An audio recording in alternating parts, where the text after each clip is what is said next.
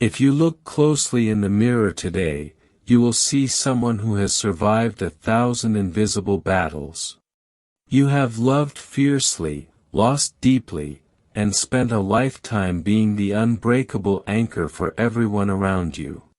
Society constantly tells us that life is a process of accumulating, gathering more wealth, more responsibilities, and more emotional baggage. But the soul knows a completely different truth. As you reach your 70s, the most important spiritual work you can do is not to gather more, but to boldly let go. You are likely carrying ghost versions of yourself, old grievances, and exhausted expectations that simply no longer serve you. Today, we will softly explore 8 Buddhist teachings designed to help you release that tight grip. This is a quiet space just for you.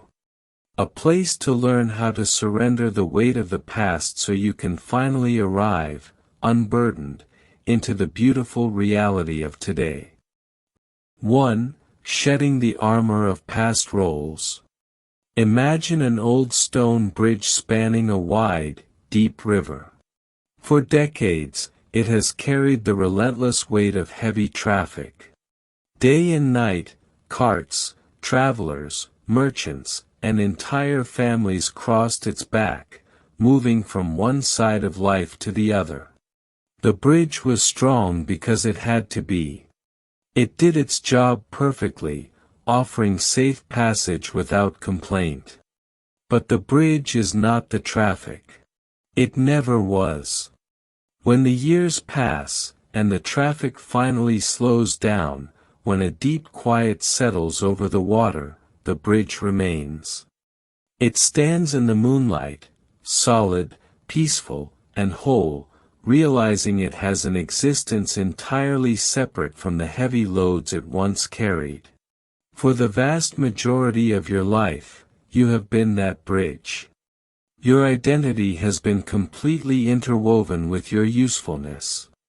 You were the parent, the provider, the ultimate problem solver, the one who sacrificed sleep and personal dreams because someone else's needs were always louder and more urgent than your own. You performed these roles with fierce love and absolute dedication, and they mattered. They built the world your loved ones walk on today. But a profound, almost dizzying disorientation occurs when those roles begin to naturally fade. When the children are long gone and managing their own lives, when the lifelong career is a closed chapter, and when the house becomes so quiet that you can hear the clock ticking on the wall. Who are you when no one immediately needs you? For many entering their later years, this question can feel utterly devastating. The Buddha taught a concept known as anatta, often translated as non-self. This teaching does not suggest that you do not exist, rather, it reveals that your true identity is not fixed, and it is certainly not confined to the temporary labels you have worn.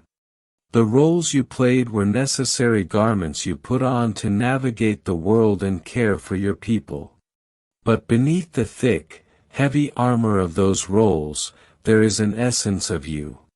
There is a quiet, permanent presence that existed long before you were needed, and it continues to exist beautifully now that the frantic needing has subsided. The work of this season is not to rush out and find a new exhausting role to perform, but to tenderly rediscover the person underneath. When was the last time you did something simply because it brought a spark to your eye, rather than because it was useful, productive, or responsible? Tomorrow morning, before you check your phone or instinctively draft a mental to-do list out of sheer habit, simply sit by a window with your coffee or tea. Do not plan the day. Do not worry about who you need to call. Let yourself exist in the unfamiliar, beautiful space of being completely free of obligations for 10 minutes. The slight discomfort you might feel at first is not emptiness, it is the feeling of untethered freedom. You are allowed to put down the armor. You are allowed to just be the bridge, standing quietly and beautifully over the water. 2. Befriending your changing vessel. Deep in an old forest, there is a distinct difference between the young willow saplings and the ancient, deeply rooted oak trees. When a fierce spring storm rolls through, the young willows whip and bend wildly in the wind, demonstrating their endless flexibility. The ancient oak, however, does not bend. Its bark is thick and deeply grooved. Its massive branches are heavy, and its trunk bears the lightning scars of 100 hard winters. The oak does not look at the willow with envy. It does not wish to be a thin, frantic sapling again. It stands with a quiet, unshakable authority, rooted deep into the earth, completely at peace with its own magnificent, weathered form. For years, you may have treated your body like a machine that is slowly failing, constantly comparing it to the flexible sapling you used to be. You wake up and immediately notice the stiffness in your joints, the slower pace of your steps, and the undeniable fact that your energy does not stretch as far as it once did. Our culture encourages us to wage a relentless, quiet war against these natural changes. We are taught to resent the loss of stamina, to hide the gray lines, and to view the natural evolution of our physical vessel as a personal failure or a tragic decline. But your body has never been your enemy. It is the most loyal companion you have ever had. It has breathed millions of breaths on your behalf without ever needing to be asked. It has carried you through illness, heartbreak, exhausting labor, and profound grief. Every line on your face, every ache in your bones, and every slowing step is not a sign of defeat. They are the honest, beautiful evidence of your survival. The spiritual practice here is one of radical, gentle acceptance. It is time to sign a peace treaty with your own physical form. Instead of waking up and immediately taking inventory of what hurts or what you can no longer do, try shifting your focus toward profound gratitude. The wise do not fight the changing seasons, and they do not fight the changing vessel that carries them. When you feel tired, do not criticize yourself for lacking stamina. Listen to the body.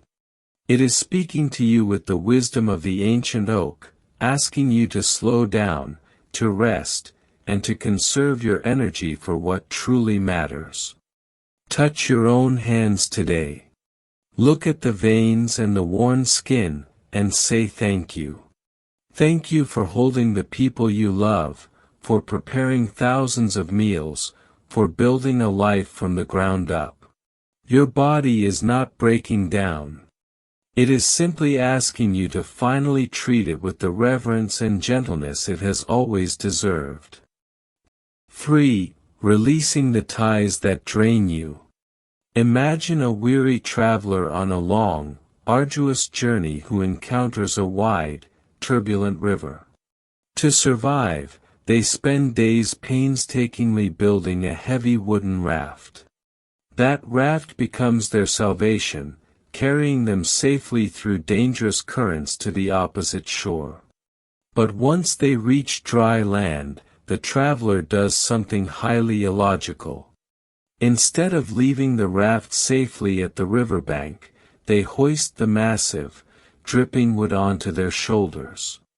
They proceed to carry it inland, struggling blindly through dense forests and over steep hills.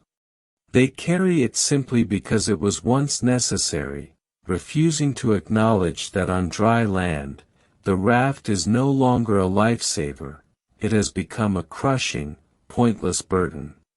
We do this same thing with human relationships. You have likely carried certain connections for decades, childhood friendships, long-standing family dynamics, or old social circles. At one point in your life, these relationships were your raft. They provided comfort, shared history, and perhaps even emotional survival during a difficult season. But people change, paths diverge, and not every connection is meant to span the entirety of your timeline. The Buddha taught the universal principle of anicca, which is the truth of impermanence. Everything in our physical and emotional world is in constant motion, moving through natural cycles of beginning, middle, and end. To fight impermanence, to force a relationship to remain exactly as it was 30 years ago, is to guarantee your own suffering. Right now, there may be people in your life whose presence no longer brings you joy, but instead leaves you feeling profoundly drained, anxious, or unappreciated. You might be holding on to them out of a deep, misplaced sense of loyalty. You tell yourself that because you share history, you owe them your time and your emotional energy indefinitely. But staying tethered to a bond that consistently diminishes your spirit is exactly like carrying that heavy wooden raft over dry land. It exhausts your soul and prevents you from walking freely into the beauty of your current chapter. Releasing a draining relationship does not mean you have failed, and it rarely requires a dramatic, angry confrontation. Letting go can simply be a quiet, dignified retreat.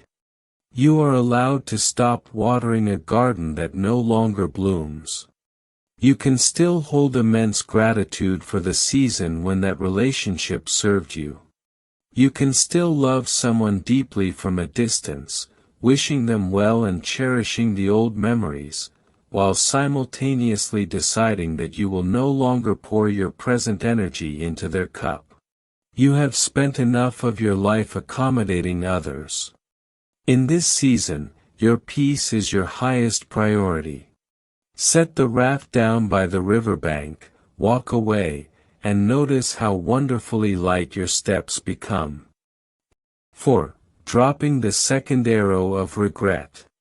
Imagine sitting alone in a quiet room, tightly gripping a burning piece of coal in your bare hand. You are angry, staring intensely at a shadow on the wall that represents a younger version of yourself. You hold on to this searing coal with the fierce intention of throwing it at that shadow, wanting to punish it for a foolish mistake made many years ago. But the shadow is nothing more than a ghost of memory. It cannot feel the heat. It cannot be hurt. The only thing being burned, the only flesh blistering and aching in the present moment, is your own hand. If you have walked this earth for 7 decades, you are undoubtedly carrying at least one burning coal. It is the heavy, suffocating burden of regret. It is the relationship you wish you had handled with more grace, the bold path you were too afraid to take, or the harsh word spoken in a fleeting moment of anger that you can never take back. In the silent, sleepless hours of the night, the mind has a cruel habit of revisiting these old wounds, playing an endless game of wondering how things might have been different, until your chest feels unbearably tight. The Buddha described this exact cycle of suffering through the profound teaching of the 2 arrows. When a painful event occurs in life, whether a tragic loss or a terrible mistake, that is the first arrow striking you. It causes genuine, deeply felt pain. Because we are beautifully, tragically human, the first arrow is entirely unavoidable. Pain is simply the price of admission to a full life. But the second arrow is entirely different. The second arrow is the one you deliberately pick up and plunge into your own chest. It is the relentless guilt, the obsessive replaying of the event, and the quiet belief that you must eternally punish yourself for being imperfect. You have been firing that second arrow at yourself for decades. It is time to finally put the bow down. The younger version of you who made those painful mistakes was doing the absolute best they could with the emotional tools, the awareness, and the difficult circumstances they had at that specific time. It is fundamentally unfair to judge a previous chapter of your life using the profound wisdom you only gained by surviving it. The most courageous act you can perform today is the practice of metta, or loving kindness, directed entirely inward. Tonight, before you fall asleep, place a warm hand over your heart. Breathe in deeply and offer yourself absolute, unconditional forgiveness. Tell yourself quietly that the debt has been paid in full. Let the burning coal drop from your hand to the floor. The past is a rigid classroom you have already graduated from, and you are no longer required to sit in its dark corners. 5. Clearing the physical and mental sanctuary. Think about the profound difference between a museum and a sanctuary. A museum is a place strictly dedicated to preservation. It holds objects beautifully frozen in time, fiercely guarding a history that has already concluded. The air inside a museum is still, quiet, and heavy with the dense weight of the past. A sanctuary, on the other hand, is a place of living breath. It is a warm, open, and inviting space deliberately designed to nurture, comfort, and protect the person who is standing inside it right now. Take a slow, honest walk through your own home today. Which of these two spaces have you built for yourself? Over the course of 70 years, it is entirely natural to accumulate a vast and varied collection of objects. But pause and look closely at what surrounds you. Look at the closet filled with fabrics and clothing that belong to a body and a demanding lifestyle from 2 decades ago. Look at the shelves loaded with obligations, gifts you kept only out of a lingering sense of guilt, or the spare room that has silently morphed into an untouched monument for a family structure that shifted and evolved long ago. In Buddhist philosophy, there is a powerful concept known as upadana, which translates to clinging or attachment. While we often think of clinging in terms of holding on to relationships or stubborn opinions, we practice it most visibly in our relationship with our possessions. The clutter in your physical environment is almost always a direct mirror reflecting the unreleased clutter in your heart. Every single object you own demands a tiny piece of your energetic attention. When you surround yourself with items that stubbornly anchor you to a closed chapter of your life, you are forcing your spirit to constantly live in the past. The profound spiritual liberation of this season lies in the gentle art of letting things go. This is not about coldly discarding your precious memories. The true treasures that bring a genuine, warm smile to your face should absolutely remain. But the heavy, stagnant objects that spark only guilt, sadness, or a wistful longing for days that have permanently passed must be released. Giving these items away to people who can actively use them in their own current lives is an act of profound self-love. As you clear these physical burdens from your shelves, you are actively dismantling the museum of your past. You are finally opening the windows, letting the fresh air sweep through the halls, and allowing your home to become the peaceful, breathing sanctuary you so deeply deserve. 6. Stepping off the wheel of comparison. Imagine walking into a quiet, dimly lit room where 2 violins sit side by side on a table. One is completely brand new. Its varnish is flawless, shining brilliantly under the light, and its wood is entirely unblemished. It is undeniably beautiful, but when played, its sound is tight, bright, and slightly shallow. Beside it rests an antique violin, well over a century old.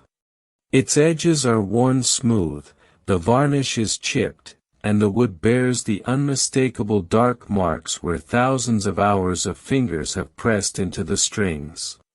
Yet, when the bow is drawn across this older instrument, the music that pours out is entirely different. It possesses a rich, haunting resonance, a complex depth, and a soulful vibration that the new violin simply cannot replicate. The antique violin does not wish it were shiny and new. Its entire value, its profound beauty, and its unique voice are completely dependent upon the many years it has survived. In our modern world, we are constantly force-fed a very different narrative about aging. The screens we watch and the advertisements we see insist that youth is the ultimate standard of beauty and worth. They tell you that growing older is a tragic process of losing your shine, fading away, and slowly becoming less than you once were.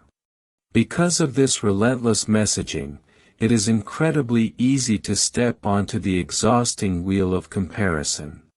You look in the mirror and instinctively measure your current face against a photograph from 30 years ago. You measure your autumn against society's obsession with spring, and in doing so, you willingly invite a profound, aching sense of loss into your heart. The Buddha taught that comparison is essentially a form of borrowed suffering. It is a pain you willingly inflict upon yourself by abandoning the only reality you actually inhabit right now, just to measure it against a ghost that no longer exists.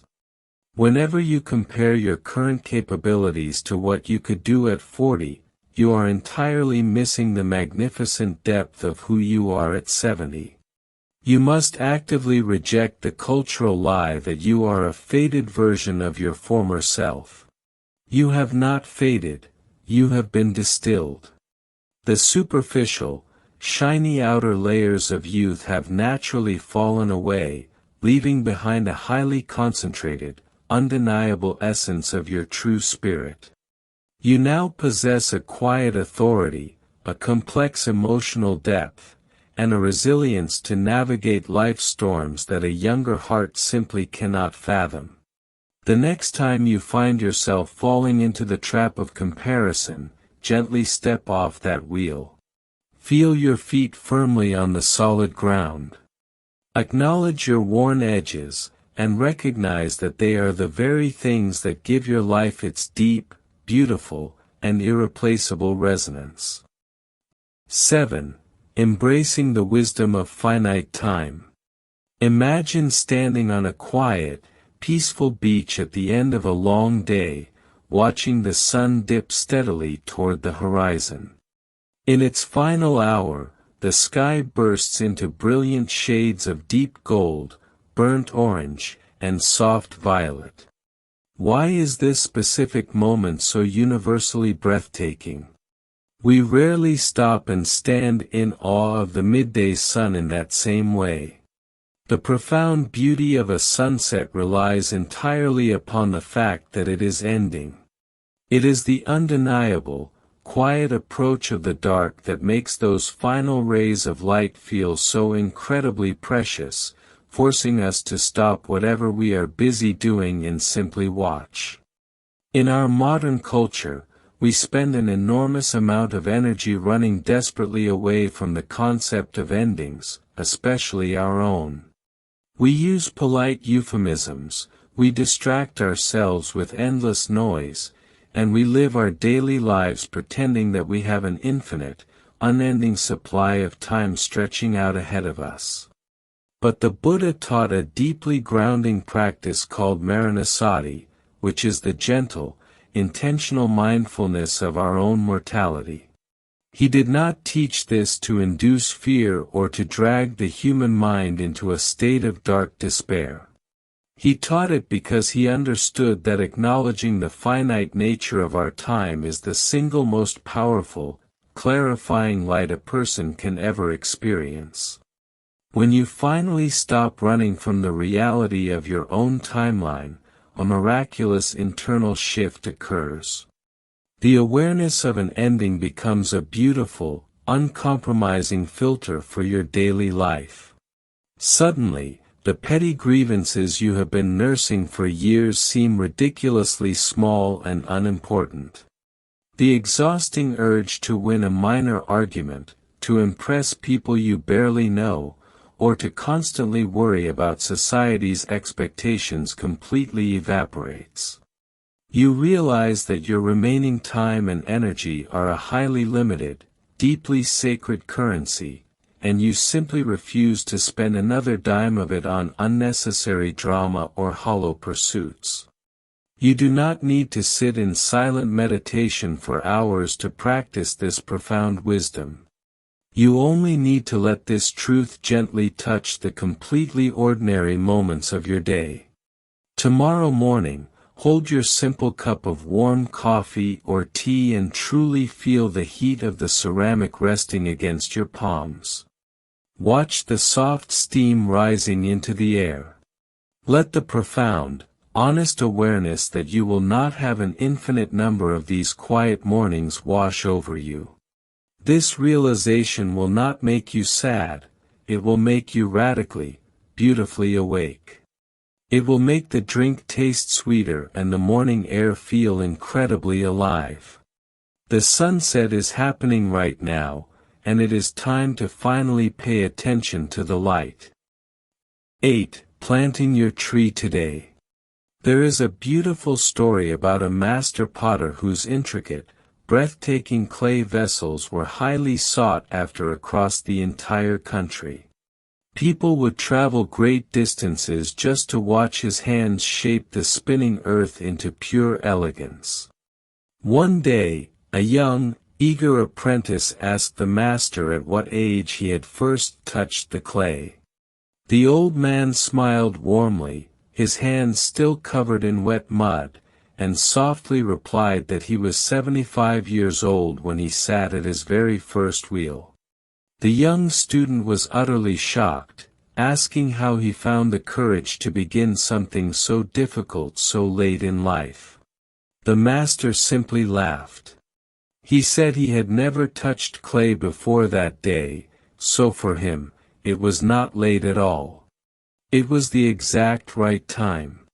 We are often trapped by an invisible, arbitrary timeline that society has constructed for us.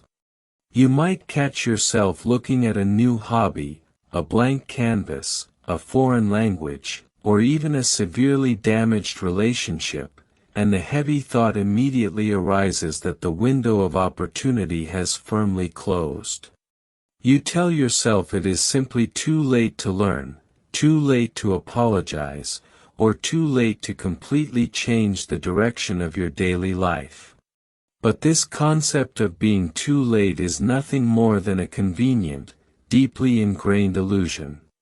It is a quiet excuse we use to protect ourselves from the vulnerability of being a beginner again. The profound truth is that the best time to plant a strong, beautiful tree might have been 20 years ago, but the second best time is undoubtedly right now. You must stop waiting for the perfect conditions to finally begin living the way your soul truly wants to live. The conditions will never be entirely flawless. Your physical body will never feel exactly like it did at 30, your schedule will always have unexpected interruptions, and there will always be a lingering hint of fear when you step into the unknown. Do not let the fear of a shortened timeline prevent you from experiencing the absolute joy of a fresh start. Pick up the paintbrush you have been staring at.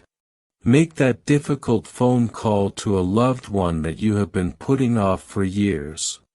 Sit in your garden and confidently declare that this afternoon is meant entirely for your own peace, without a single productive task attached to it. The only moment you truly own, the only sliver of time where you actually exist, is right now. Do not waste it grieving the days that have already passed. Plant your new tree today, and allow yourself to gracefully enjoy the cool, beautiful shade of its leaves this very afternoon. You have carried enough. You have loved deeply, worked tirelessly, and shown up faithfully for the people in your world for a very long time. As you sit here today, in whatever light is filtering through your window, take one slow, deep breath in.